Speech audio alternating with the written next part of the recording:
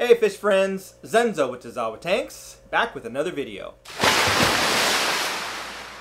So I'm down in a fish room and was kind of messing around down here. I was working on the expansion of the fish room. So if you recall from a few videos ago, I'm going to be building out this fish room and putting in more tanks. So I've got another dozen tanks that are going to be going in here soon. So anyway, that kind of got me thinking. There's been a subject that I've been wanting to bring up for a while, and it was kind of sparked by one of my customers for my aquarium service business. One of my customers got me thinking about this, and then as I was kind of messing around down here thinking about the different fish I'm going to be keeping, I thought it was a good time to kind of bring up the subject.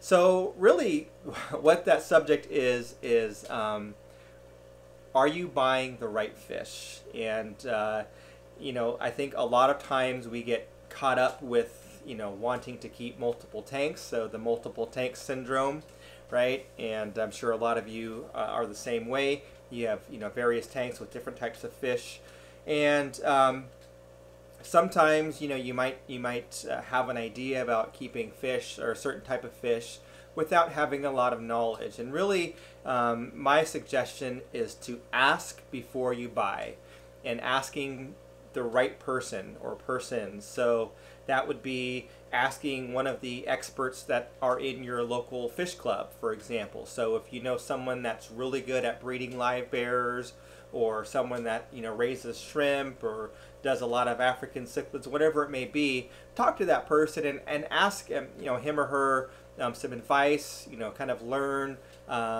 some of their best practices so that you know what you're getting into. The other thing that I would always recommend if you're going to be getting into a new type of fish that you don't normally keep is to look at your environment. And this might be better for new fish keepers as well. What kind of water do you have? You know, do you live in an area where the water is very soft? Do you live in an area where you have very, you know, hard water coming out of your faucet with high pH? Because that's going to really determine what's going to be easier. It doesn't mean that you can't keep, you know, African cichlids if you have water coming out of your tap that's 6.0 as far as the pH is concerned, and it doesn't mean that you can't have, you know, some fish that require acidic water if the water comes out at 8.2. It just means that it's going to be a lot more work for you to get to that point. So if you are keeping, let's say, African cichlids, let's say that you want to keep Tanganyikan cichlids and you want to breed shell dwellers, knowing that really those fish thrive in a pH of really over 8, even closer to 9. So anywhere, you know, 8 to 9 is really the ideal range for like a Tanganyikan cichlid. When you get below 8, they don't do as well. It doesn't mean that they can't be healthy. It's just you may not be as successful with breeding and things like that. So, you know, it doesn't mean that you can't do it. It just means it's going to be more work. It means you're going to have to continually buffer your tank and keep crushed coral in it and aragonite, and that can be, you know, quite a lot of work. The other reason I would always suggest in asking before you buy is the fish that you think might be great for your tank may not end up being great for the tank. We've all seen those Plecostomus in you know, someone's 29-gallon tank and the fish is a foot long. I've seen that many times, and I'm sure you have as well. And that's because they weren't educated when they bought their fish. When they went to the store, that fish was 2 inches long. They thought, oh, it's a cute little sucker fish that's going to keep my tank clean. Well, little did it know that it's going to be an 18-inch monster that's going to leave huge poops all over the tank. And it's really not appropriate for a tank of that size. So I had a customer that called me or sent me a text message. This was a couple months ago, and asked me about these Chinese high-fin sharks. So this customer has a 120-gallon tank, so it's a good-sized tank. So you would think that, you know, there's a lot of fish that you can keep at a 120. And when the customer was in the store, they saw these cute little Chinese high-fin sharks. So if you haven't seen the Chinese high-fin sharks, and I'll put a picture of what the babies look like right here. So as you can see, they're a really cute looking fish. They've got some color, they've got a very unique shape, and you'd think, oh, that would look good if I had a couple of those in my tank. Well, the reality is those fish do not belong in any kind of tank. The only kind of tank that they belong in is like a public aquarium, or maybe if you had like a 3,000 or a 4,000 gallon tank, which is really like a swimming pool kind of a thing, they would be fine in like a pond, because those fish get to be like 3 feet long, and they're, they would be a tank buster. It's ridiculous. Um, and I think a lot of times the pet stores don't do enough in educating people that are going to buy this fish, and letting them know that this is not this is not a good choice. So, always ask before you buy. Another thing to consider is space. So how much space do you have for your tank? So if you are getting a new tank, or if you're new to the hobby, really look at your space. And are you on a high floor? Can your building support a heavier tank if you're on multiple levels? So look at the space that you have, and think about the right size tank that's going to fit in your living space. And then you need to determine what kind of fish would fit in that tank. So rather than thinking, oh, I really want this fish, and not thinking about the tank size and the location and things like that, really do your research there. The other thing that I would also share is look at the cost. So not necessarily the cost of the fish, because the fish might only be $10 when you buy the fish. And if you buy 3 or 4 of them, that may not be a lot of money for you. But what are the ongoing costs? Is it a fish that is very picky about what they eat, and they only eat live foods? And can you take care of that? Will they only eat frozen foods? Will they, So things like that are important to understand. If you do have a water situation where your pH and your tap water is not where it should be for that type of fish, are you able to afford all of the buffers that you're going to need to utilize on a weekly or bi-weekly basis when you're doing water changes? Do you have access to RODI water if you're looking at fish that are really sensitive to dissolved solids and things like that we have in our tap water? So all of those things are things that you want to research before you buy. And then also, think about what appeals to you. So don't just buy a fish on a whim, but really do your research and think, what is it that I'm looking for in a fish or in my aquarium? What is, what's going to appeal to you? So do you want to have a planted tank? Do you want to have a rockscape tank? Do you want to have a reef tank, or, with corals and live rock and things like that? So really think about what it is that you're looking for before you go out and buy your fish. So I would, again, suggest you ask before you buy, really think about your space and how much room you have. Look at your budget.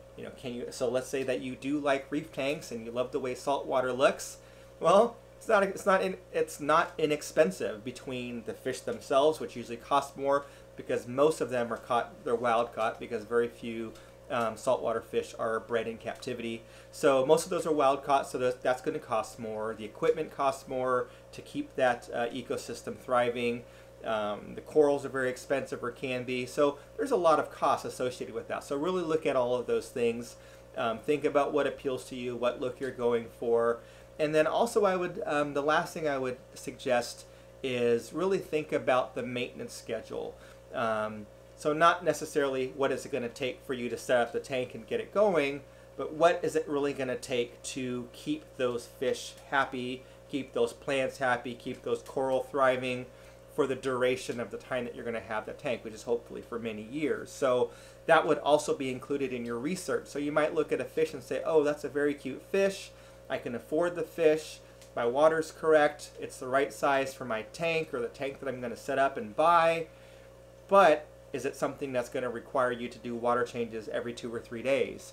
Or is it something that is going to require you to do a lot of trimming on the plants, or making sure that you keep up on the CO2 or the lighting and things like that? So all of those are things to consider when you're getting a new fish or when you're setting up a tank.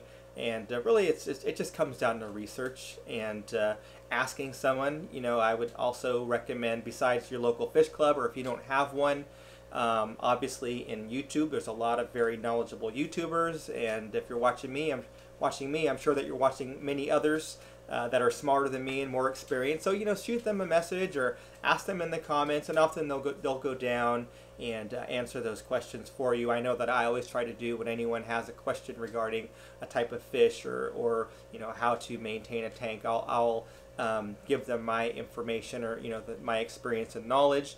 And if I don't know, sometimes I'll just do some research for them as well so that I can give them a good answer.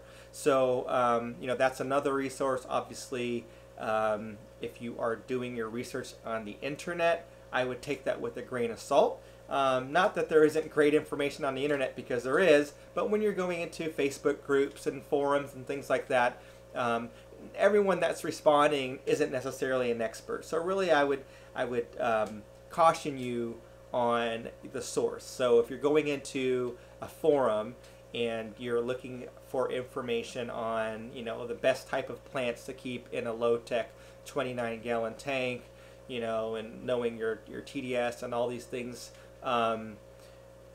don't just go to the forum and look, type in something in the search bar and then go with what the first person writes in there. I would say, you can look, and if it's a forum member, you can see their history and their experience. You can look at other posts that they've replied to or posted. You can just do a quick search and see what their experiences are. So again, just be cautious on where you're getting your information. Books are always great. If you go on the internet and you're doing research, rather than going to like a forum or a Facebook group page, go to like an actual page that has information. So more of like I'm kind of at a loss for words, but going to a site that's going to have details on that type of fish and the water parameters that they require, and the breeding behavior and their eating behavior and all of those kind of things. So anyway, that's all I had for now. I just thought I would share with you just a couple little tidbits, and hopefully it helps you. If you're watching this channel, again, I'm sure that you are an experienced fish keeper, or if you're not an experienced fish keeper, you know enough to do some research, which is why you're watching YouTube videos about fish, right? So anyway, that's all I had for now. Thanks for watching. We'll catch you on the next one.